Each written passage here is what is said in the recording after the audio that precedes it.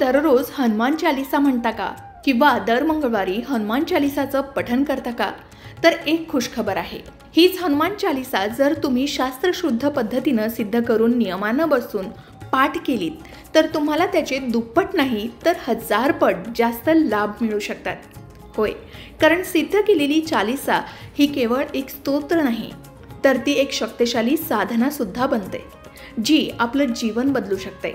प्रत्येक ओळीत असलेली देवाची कृपा थेट आपल्याला मिळते. म्हणूनच हनुमान चालीसा फक्त म्हणू नये तर तिला सिद्ध करून त्याचा अनुभव घेऊन बघा. मग आता ही हनुमान चालीसा सिद्ध कशी करायची? चला सविस्तर माहिती समजून घेऊया, पण त्याआधी आमच्या चॅनलला सबस्क्राईब करा. तुम्ही जर हा व्हिडिओ फेसबुकवर पाहत असाल तर फेसबुक पेजलाही फॉलो करा. शास्त्रानुसार कलियुगात जर कोणी देव लवकर प्रसन्न होतो तर तो म्हणजे बजरंगबली. आणि हनुमानजींना प्रसन्न करण्याचा सगळ्यात सोपा आणि शक्तिशाली मार्ग आहे म्हणजे हनुमान चालीसाचं पठण. पण ही हनुमान चालीसा फक्त वाचायची नाही तर ती सिद्धही करायची. त्यासाठी साधना सुरू करायची. ती म्हणजे रामनवमी किंवा हनुमान जयंती किंवा मंगळवारी रात्री 10 वाजल्यानंतर ही साधना केली जाऊ शकते. त्यासाठी पहिलं काम करावं ते म्हणजे स्नान करून स्वच्छ लाल रंगाची वस्त्र परिधान करावी. लाल रंगाच्या आसनावर उत्तरेकडे तोंड करून बसावं. त्यानंतर आपल्या समोर एक टेबल ठेवावा आणि त्यावर लाल रंगाचं कापड अंथरून त्या लाल कपड्यावर हनुमानजींचं चित्र, यंत्र किंवा मूर्ती ठेवावी. बाजूला सुपारीच्या रूपात गणपती बाप्पा ठेवावे.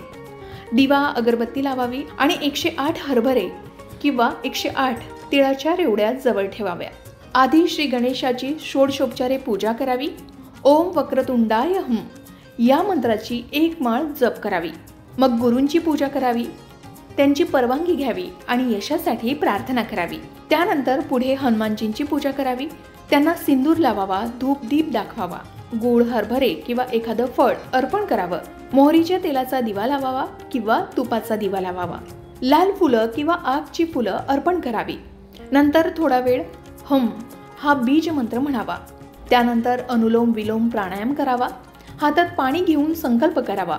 हा संकल्प आपण पुढील प्रमाणे करू शकता की मी अमुक तमुक अमुक गोत्राचा अमुक गुरुचा शिष्य किंवा शिष्या ही साधना फलप्राप्तीसाठी करत आहे. बजरंगबलींनी कृपा करावी. त्यानंतर राम रामाय नमः या मंत्राचा जप करावा किंवा रामरक्षा स्तोत्राचा एखादा श्लोक म्हणावा. त्यानंतर मनात हनुमानजींचं स्मरण करून ध्यान करावं. आता साधनेसाठी तयार केलेले 108 हरभरे किंवा रेवड्या घ्याव्यात. हनुमान चालीसा 108 वेळा म्हणावी.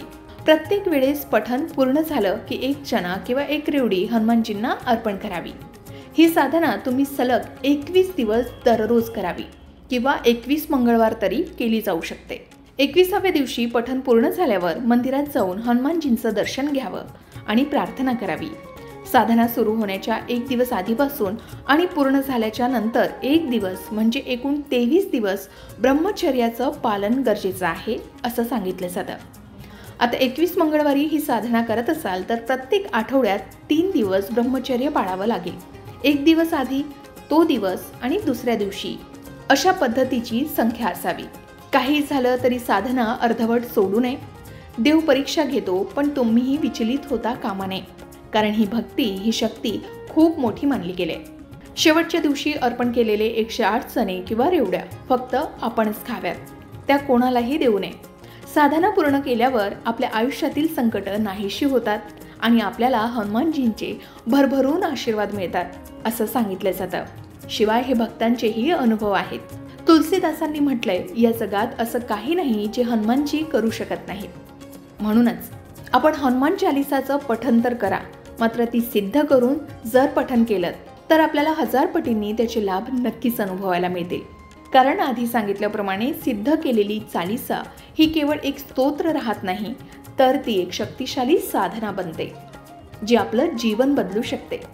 प्रत्येक ओळीत असलेली देवाची कृपा थेट आपल्यापर्यंत पोहोचते. म्हणूनच हनुमान चालीसा फक्त म्हणू नये तर तिला सिद्ध करून अनुभव घ्यावेत. तर मंडळी, हनुमान चालीसा ही एक फक्त स्तोत्र नाही तर ते संकटांपासून रक्षण करणारी ढाल आहे. ती जीवनात सुख, समाधान आणि यशाचं वरदान घेऊन येते। जर तुम्हीही निष्ठेनं, भक्तीनं आणि योग्य पद्धतीनं ही साधना केली तर कितीही मोठं संकट असो, हनुमानजी तुमच्या पाठीशी नक्कीच उभे राहतील।